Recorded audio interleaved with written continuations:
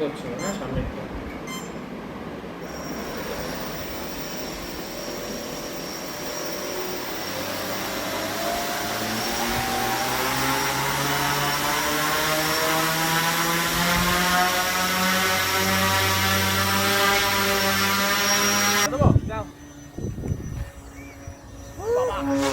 Friends, welcome back to another video on this channel.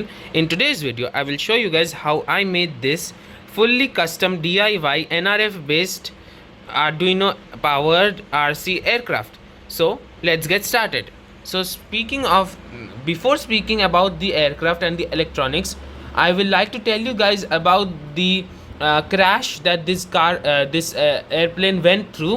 However, before you guys click off the video, this was not due to the electronics malfunctioning, and it was also not completely based on the design. We'll say that. I'll talk more about that in the end of the video, when I'll show you guys the video of this flying basically as well, flying and the crash. But before we do that, let's talk about the electronics of this aircraft. So for controlling it, obviously we need the remote control. This is your remote control. This is what stays in your hand when you are controlling the aircraft.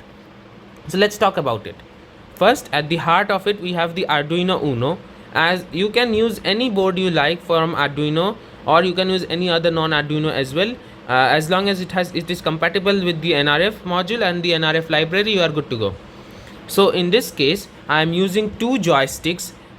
This joystick here, the one with the thumbstick, like the grip, this is for controlling the pitch, which is controlled via the ailerons, as well as the elevator for controlling the yaw. Sorry, I said that other way around. Yaw for the ailerons and pitch for the elevator. This joystick without the thumbstick thing is for controlling your rear rudder. That is this piece here, this part for the second one, and this one is your elevator, and the two here are your ailerons on both sides. So other than that, for controlling your throttle, we have a potentiometer down here. This potentiometer as well connects up to the Arduino like everyone else. So let's talk about the wiring. So for connecting the joysticks as well as the potentiometer, you are going to use the analog pins. So for analog, we are going first in with the joystick on A0. In A1 and A2, we are using the X and Y respectively of the joystick with the thumbstick for controlling the pitch and yaw. You guys can check out the code in the description, it will have it. I may or may not post the wiring schematic. But other than that, for the last analog pin, which is pin A3, I believe, yes, A3 is used up by the joystick which is controlling your rudder. This is just the y-axis, there is no x-axis connected to it. You can add anything if you wish. I'll tell more about that while talking about the code as well. So for the NRF, I'm obviously connected on to pin number 11, 12 and 13 respectively for the I believe is it would be, I guess, orange, right? So it pin MO, then MI and then SCK respectively. Yes, that is what it is. This is standard for all Arduinos. You can check out the SPI wiring diagram down in the description. I'll leave it down in the description. It is standard for all Arduinos. It is not changeable. These three pins, you have to connect it where they are. For these two pins, CE and CSN, these two are changeable. In my case, I have connected them to 7 and 8 respectively on both the Nano, which is present inside of the aircraft, as well as the Uno. This is changeable in the code as well. I'll tell about that in just a second as when I show the code.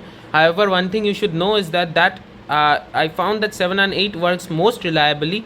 All the other pins are not very reliable. They kind of like unreliable. So I recommend leaving it at 7 and 8. So that's basically it for the entire remote control. It's just power via USB and a power bank. So just connecting the standard USB cable onto the port and just powering using a power bank. For the Arduino inside of here, so let me open. So this hatch opens up, it's magnetically controlled, and inside of this, first thing you'll see is this ESC.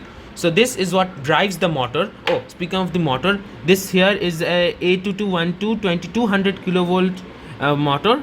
This is powered by a 1045 propeller.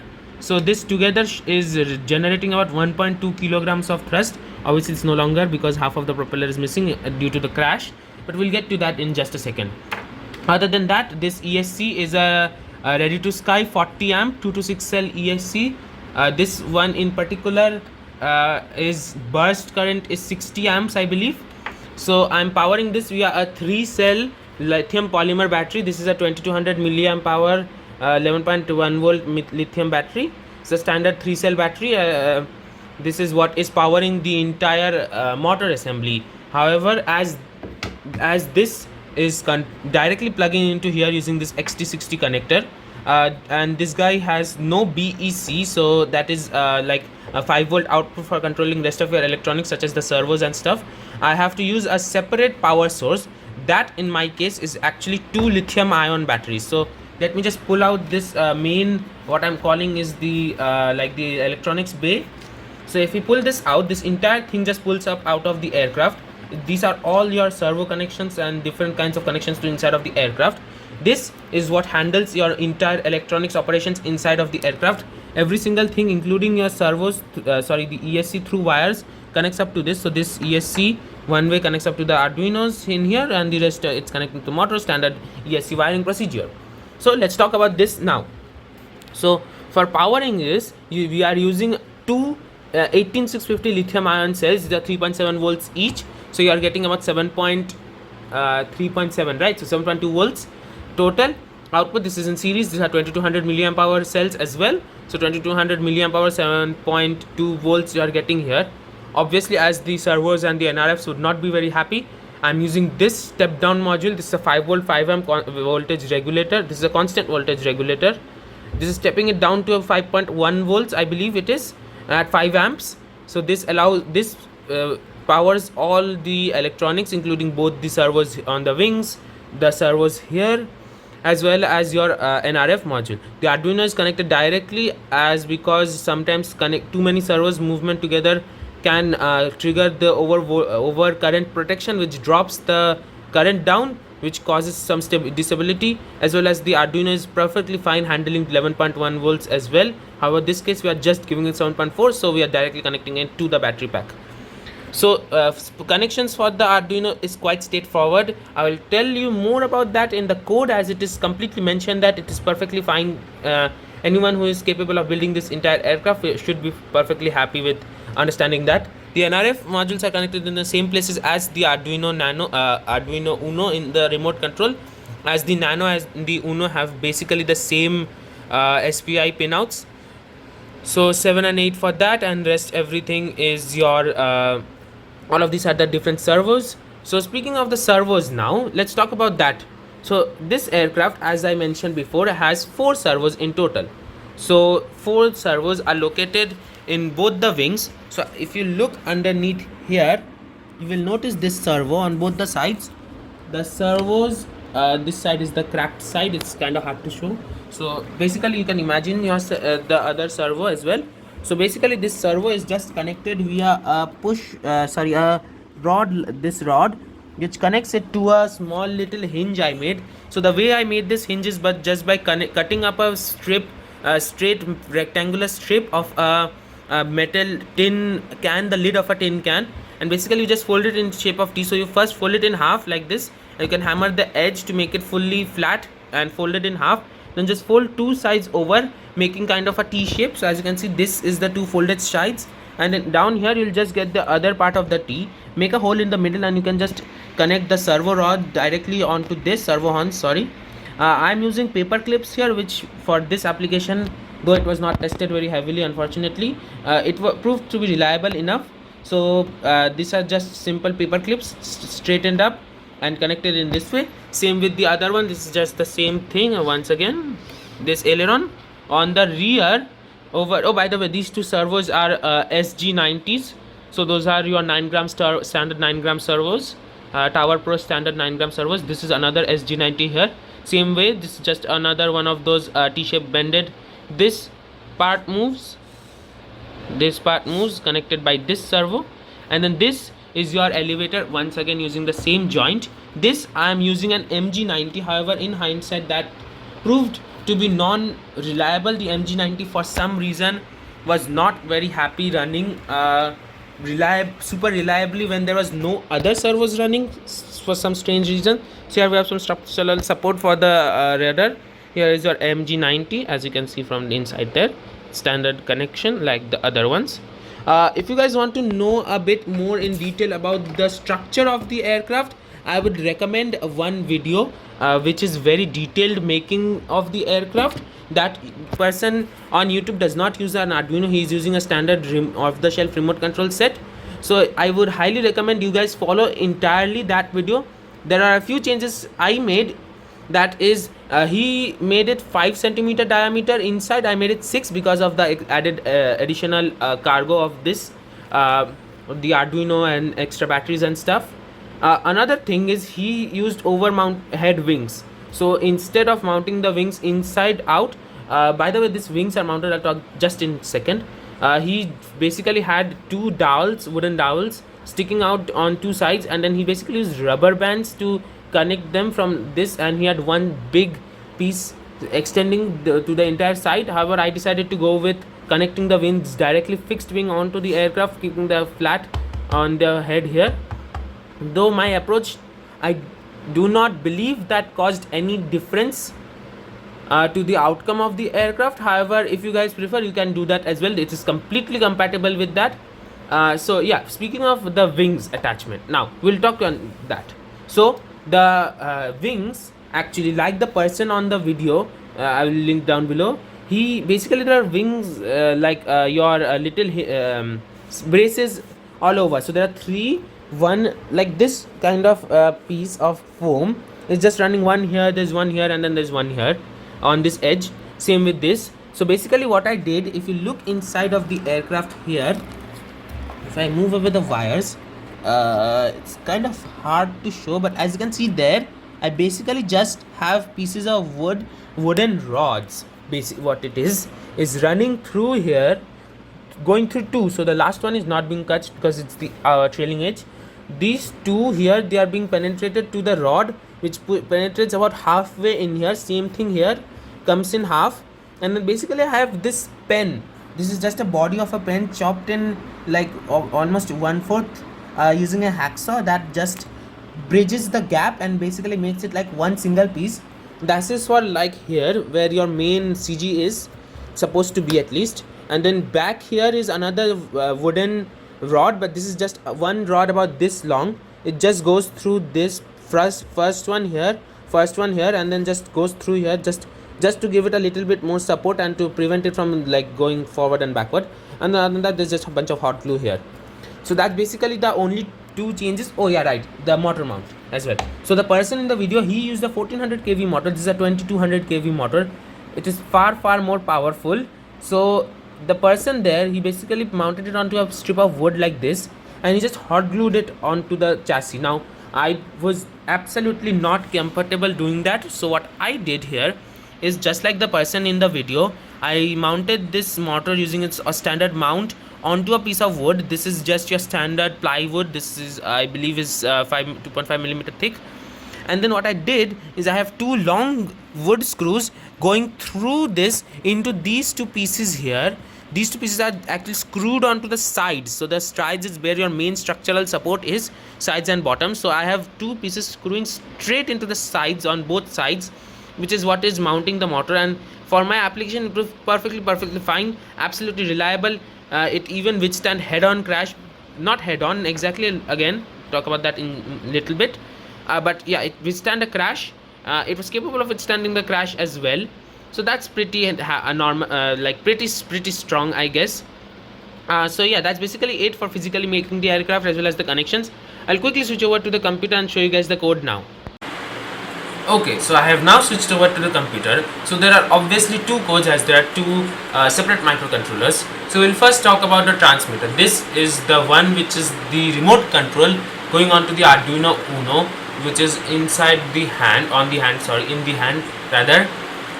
Few variables as mentioned: joystick X, joystick Y. This is your elevator ailerons. This is your elevator, throttle, and your steering, which is your rudder. As mentioned, A1, A2, A0 and A3, not in the that same order I mentioned. However, the throttle is the first, then your XY, and then steering, as I mentioned. Other than that, this is just your standard NRF library, just basically entirely copied from NRF library. As mentioned before, this is where you can change your CSN if you wish, 7 and 8 in my case, as I mentioned while showing you guys the remote control. Down here, this is just the very basic Arduino code creating an array of data, array called data, with 4 inputs, four different values: X, Y for analog read, so joystick and throttle, and your steering, which is your what's it called again, the rudder, yes, and you are just writing the data. This is a very simple Arduino code, NRF code. This is quite simple, so I hope there is no problems in this one. This part I would like to talk about a bit here. This is, you can change a few things about your NRF module. So as you might know, NRF allows three different kinds of transmission: 250 kbps, 1 mbps and 2 mbps. So for maximum range we are using 250 kbps. Same thing here, it allows 4 different power modes, so we are setting it to the maximum. You can set different channels. You can do that using this number here. You can regulate, this is your maximum. You can do it down from 0 to 124. This changes which channel you are in. So I believe it is 2.48 something to 2.52, I believe it is, or something along those lines. You might have to check your legal limit in your area to check whether you can run above 2.5 gigahertz or not. Like this here, this is your maximum limit. So this is like the maximum NRF can transmit. I am fairly sure this is fine in my area for small level transmissions like this. This because no other device uses this.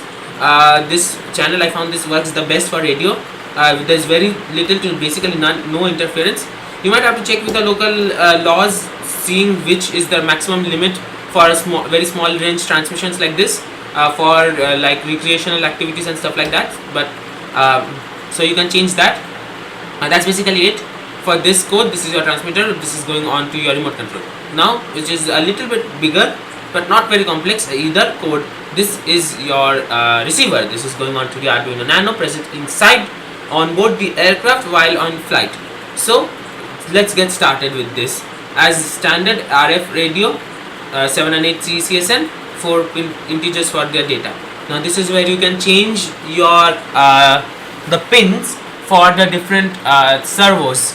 So throttle is pin 9 in my case, steering, which is again the rudder on the back, pin 6, elevator right is 5 and elevator left is 4. This I'm not using, I'm just putting it onto elevator 4 in my case. If you are using a different design where you have 2 separate servos like in real aircraft, where you are controlling 2 separate servos for 2 different pieces of your elevator instead of having one long one in my case, this is for that. So 4 and 5. However, I am just using 4, so if you do not have one, leave 5 open, connect it onto the 4, otherwise you will have a reversed connection. Aileron left and right, obviously 2 and 3. So that's basically it, pretty much all I need to explain, I guess. Same code for the rest. Same, you're just attaching the codes onto the servo using servo library. Same here, attaching all the things onto the NRF. This one thing, yes, so this I'll have to explain a bit. So the way ESC works for controlling your BLDC or any kind of motor really is it uses the same protocols as a servo does. However, unlike a servo which reaches from 0 to 180, this guy actually goes from 40 to 140, which is your 2 top limits. So 40 is the minimum, 140 is the maximum spinning limit. Above 140, sometimes it errors out, sometimes it just assumes 140 continues, and below 40 it will stop, and other than or it will just disconnect like it does for my throttle. So I'll tell you guys just a bit about this in just a second. So but one thing you should know is while starting your aircraft, initializing the ESC requires it to be below 40 for your throttle right.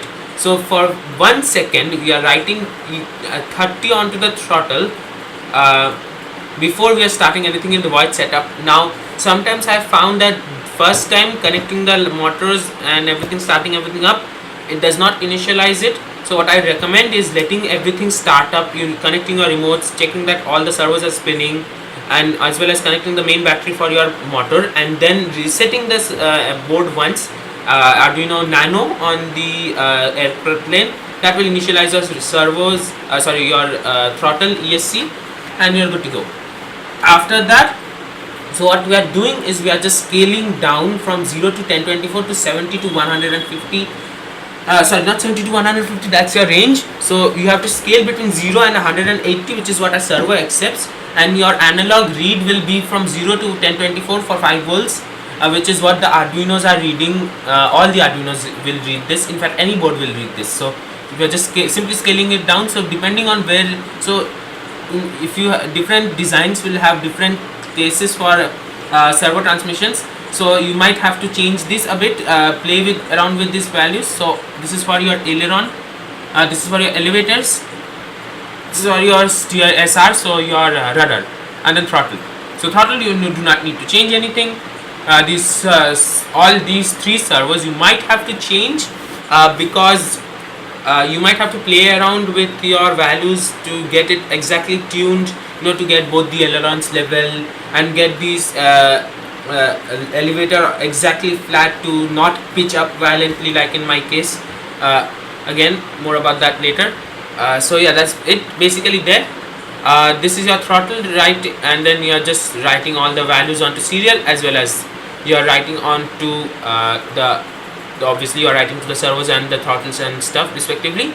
Another thing here is, as a safety feature, is that if for some odd reason you do not have radio, it will immediately cut off the throttle to prevent any like damages. So basically, just to what could happen if you lose control and your throttle decides to go full tilt, yeah, it's a bad day. So to prevent any kind of accidents to happen, hopefully we are just going to cut out the throttles. You can change maybe even the servos values, otherwise it will just stay at the last point. So wherever the servos were last signal reached, that is where it will be locked to.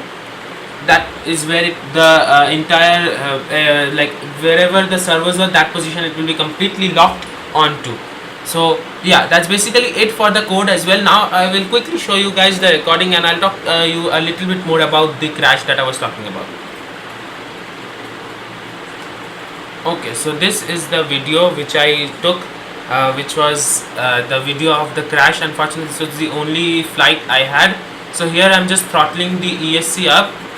So this is where the flight goes. As you can see, this just basically, if you rewind a bit here, if you notice, the aircraft was flying when my father just left the aircraft. As you can see here, the aircraft basically started going upwards entirely, just started flying up, and at this all happened, as you can see, this happened within just 2 seconds time from leaving my father's hand to unfortunately plummeting down to the ground.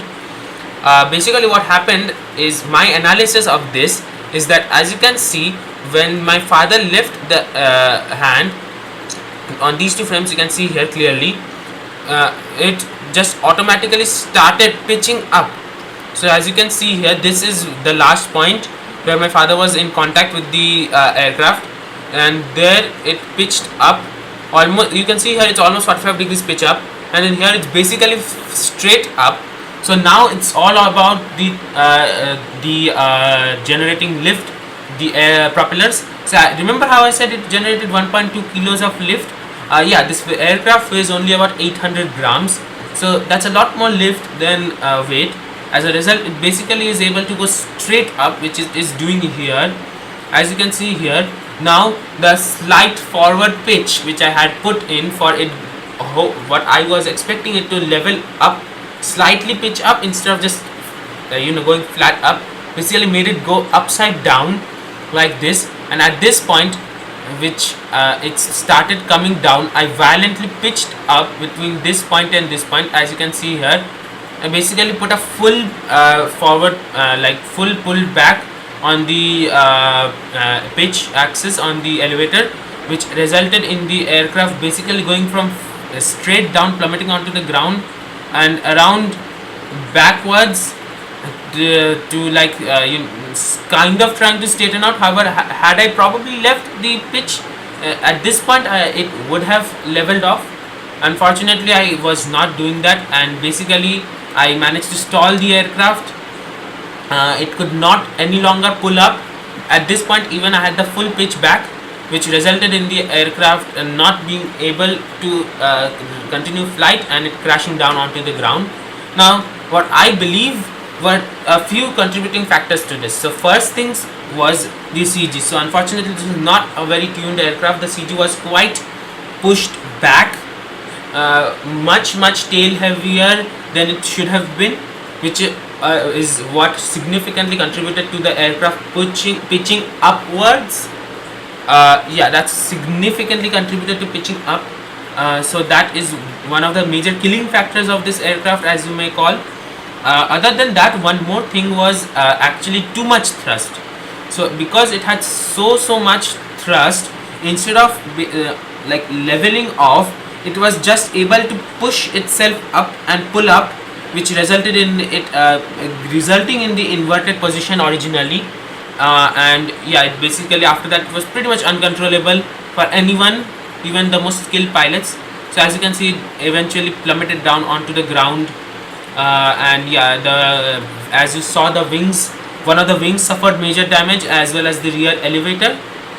Now, don't mark my words or anything, but I may or may not be able to fix this aircraft, or at least do some kind of repairs and something, and I might try this.